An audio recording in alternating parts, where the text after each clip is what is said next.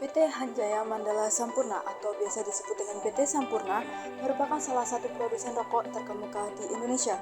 Berdiri pada tahun 1913 yang memproduksi rokok yang banyak dikenal seperti Sampurna Milk, Sampurna Kretek, dan yang paling legendaris si Raja Kretek Ji Samsu. Sampurna merupakan afiliasi dari PT Morris Indonesia (PMID) dan bagian PT Morris International (PMI) sejak tahun 2005. Yang merupakan salah satu produsen rokok terkemuka di dunia. Sampurna di Indonesia sebagai pelopor kategori sigaret kretek mesin kadar rendah (SKMLT) yang memperkenalkan produknya Sampurna A pada tahun 1989.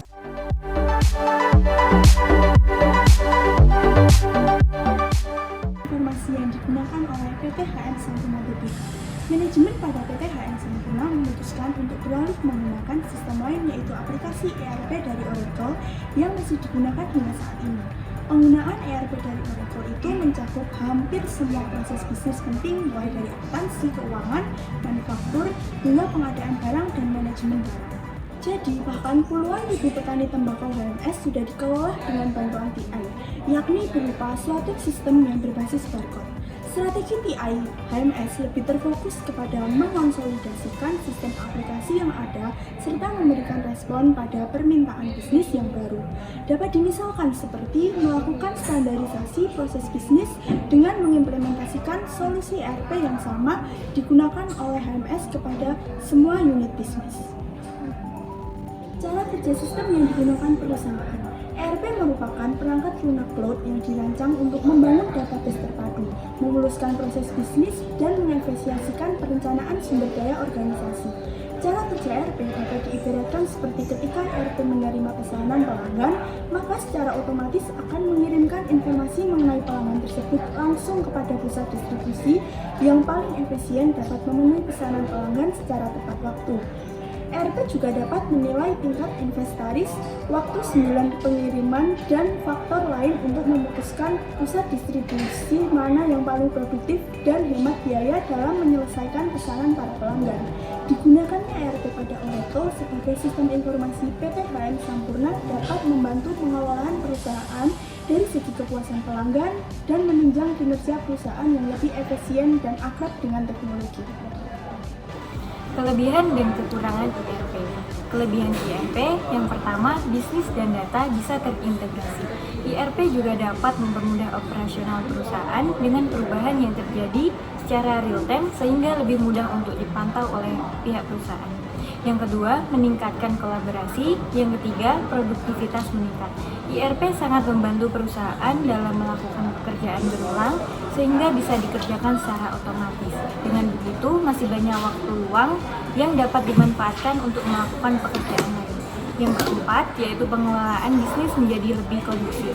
Yang kelima, membantu pengambilan keputusan. ERP dapat membantu pihak manajemen mengambil keputusan karena perangkat ini menyediakan data penting perusahaan secara cepat, lengkap, serta akurat.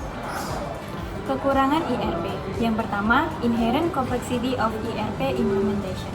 Sistem ERP adalah kompleks dan pengimplementasiannya bisa jadi sulit, membutuhkan waktu yang banyak dan merupakan suatu proyek yang mahal bagi perusahaan.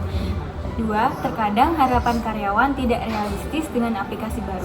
Sebagai contoh, karyawan menginginkan aplikasi kecerdasan bisnis dipasang berdampingan dengan ERP. Di sisi lain, ERP tidak dapat bolt-on dengan aplikasi tersebut, sehingga perusahaan menganggap proyek itu gagal, padahal disebabkan harapan yang lebih atas proyek ERP. Penjelasan sistem informasi manajemen pada PT Sampurna meliputi 3 tahap.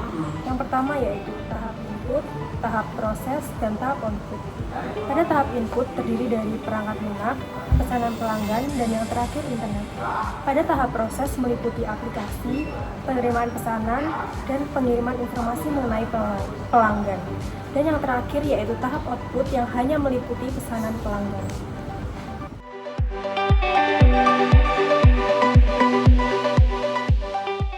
Pada tahun 1992, PT Sampurna membangun teknologi informasi, sedangkan pada tahun 1995 dilakukan peralihan dari paralel area network ke wide area network. Setelah melakukan beberapa screening, manajemen memutuskan untuk menggunakan sistem ERP untuk pengelolaan input dan output data dalam perusahaan. Perkembangan ERP pada masa yang akan datang diperkirakan beberapa hal, yaitu lebih meningkatkan customer service, lebih mendukung vertical industri spesifik, dan juga lebih memaksimalkan proses pengambilan keputusan. ERP pada masa yang akan datang akan lebih mudah dalam penerapan, pemakaian, dan cara pembiayaan.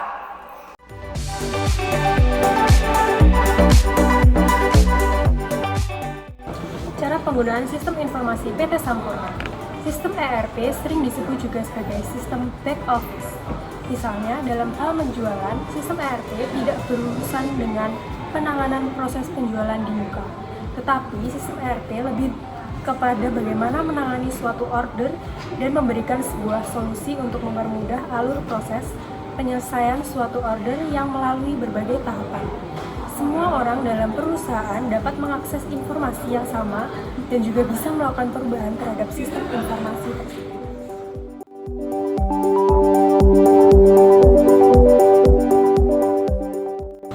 PT Sampurna memiliki 4 produk. Salah satunya adalah produk Jisamsu, adalah merek rokok pertama yang dikembangkan oleh Disney pada tahun 1913. Dengan peluncuran Jisamsu Magnum pada tahun 2005, Jisamsu memperluas kehadirannya di kategori SKM dengan menawarkan produk SKM HD bagi perokok dewasa.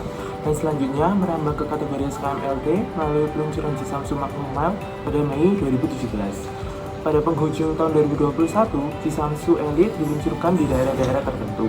Varian ini merupakan produk SKT inovatif dengan sensasi tobacco shield yang menawarkan pengalaman merokok autentik dari Jisamsu dalam format SKT yang lebih modern.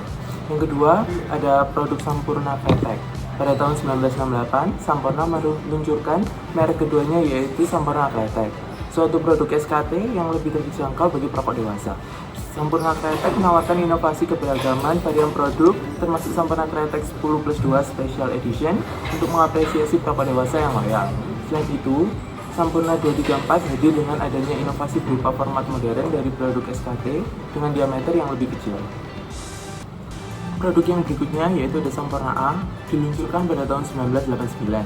Sejak tahun 2020, Bukan Main merupakan kampanye utama Sampurna A dan telah memperkuat posisi Sampurna A sebagai sebuah brand yang relevan dan progresif. Berikutnya ada produk Marlboro. Marlboro adalah merek internasional terlaris di dunia. Perseroan mendistribusikan produk-produk Marlboro ke seluruh Indonesia di berbagai produk kategori. Pada kategori SPM tersedia varian Marlboro Red, Marlboro Gold, dan Marlboro Ice Burst. Produk SKM HD, Marlboro Filtered Black, diluncurkan di September 2016 untuk memperluas posisi perseroan di kategori ini. Sebagian-bagian ini dari upaya keberlanjutan untuk mendorong inovasi dan investasi pada kategori linting high. Pada November 2020, Marlboro Crafted, varian sigaret putih tangan atau SPT, perdana diluncurkan untuk menawarkan pengalaman baru pada perokok dewasa. Di bulan Maret 2021, Marlboro Advance diluncurkan untuk menghadirkan ciri khas Marlboro di segmen SKM LT. Marlboro Me mempertahankan kehadiran mereknya dengan keterlibatan aktif dengan perokok dewasa melalui aktivitas offline dan pengalaman digital online di situs resminya, yaitu www.ro.id dengan kampanye You Decide and Pursue Flavor. Pada tahun 2021, Marlboro melanjutkan kampanye Leave No Trace, mengajak perokok dewasa untuk lebih bertanggung jawab membuang sampah puntungnya.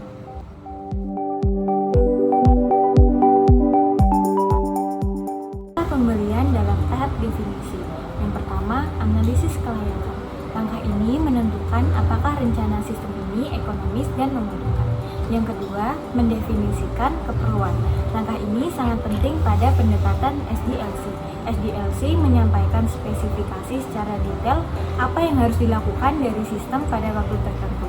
Input harus diterima, input harus dijual, proses harus dilakukan, dan pelaksanaan harus meyakinkan. Yang ketiga, menciptakan shortlist dari paket. Dalam pembangunan TI pada PT HM Sampurna, konsultan membantu perusahaan dalam beberapa bagian proyek. Perusahaan juga menggunakan internet, yellow page, dan brosur. Yang keempat, menerapkan kriteria untuk seleksi. Dalam tahap ini, baik tim bisnis dan tim TI harus dapat bekerja bersama untuk menentukan kriteria yang relevan untuk paket dan vendor yang terbaik untuk perusahaan. Yang kelima, memilih paket. PT HM Sampurna memilih paket Oracle. Tahap implementasi. Keputusan perusahaan untuk menggunakan Pricing strategi sangat tepat karena karakteristik dari PT HM Sampurna sebagai perusahaan yang sangat besar dengan sistem yang sangat luas dan kompleks. Tahapannya meliputi 1. Pemasangan. Tahap pemasangan pada SDLC memerlukan rencana pemasangan, data clean up, dan perubahan. Faktor kunci kesuksesan dari pemasangan paket sistem adalah kualitas dari vendor selama tahap ini berlangsung. Yang kedua, ada pelaksanaan. PT HM Sampurna mempunyai kemudahan untuk memperoleh dukungan dari vendor ketika timbul masalah. Yang ketiga, ada pemeliharaan. PT HM Sampurna juga memikirkan faktor ini, meskipun pemeliharaan merupakan tugas dari vendor sebelum paket diganti. Untuk mempersiapkan diri menghadapi hal yang terburuk, PT HM Sampurna menyusun rencana kuat yang terpisah untuk divisi TI dengan memberikan kesempatan lebih untuk para karyawan memperdalam pengetahuan tentang sistem dan keahlian TI yang lain, sehingga ini akan mengurangi ketergantungan perusahaan terhadap vendor.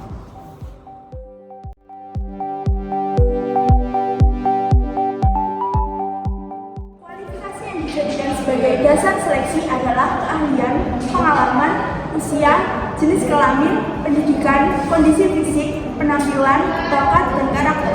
Pada tes untuk posisi leader mencakup tes psikotes, FGD atau Focus Group Discussion, HR, presentasi dan wawancara serta MC. Pada tes untuk operation mencakup writing test, interview HRD, FGD, panel interview, business case presentation. Yang terakhir adalah untuk posisi supervisor area marketing mencakup tes kemampuan dasar dan psikotes, FGD, interview HRD, dan interview user.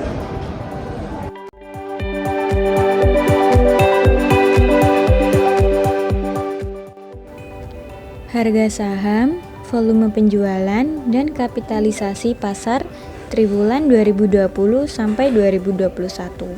Pada tahun 2021, di bulan Januari sampai Maret, rata-rata volume harian sebesar 58 jutaan. Lalu harga tertinggi sebesar 1.535, harga terendah 1.270, dan penutupan sebesar 1.375.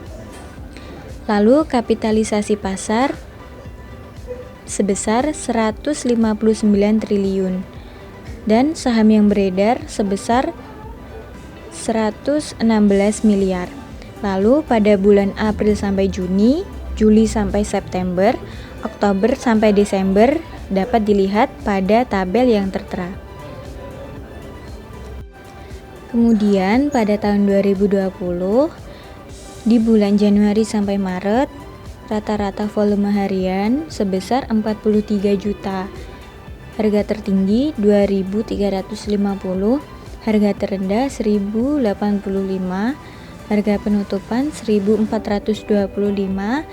dan kapitalisasi pasar sekitar 165 triliun dan saham yang beredar sebesar 116 miliar rupiah. Lalu pada bulan April sampai Juni, Juli sampai September, Oktober sampai Desember dapat dilihat pada tabel yang tertera.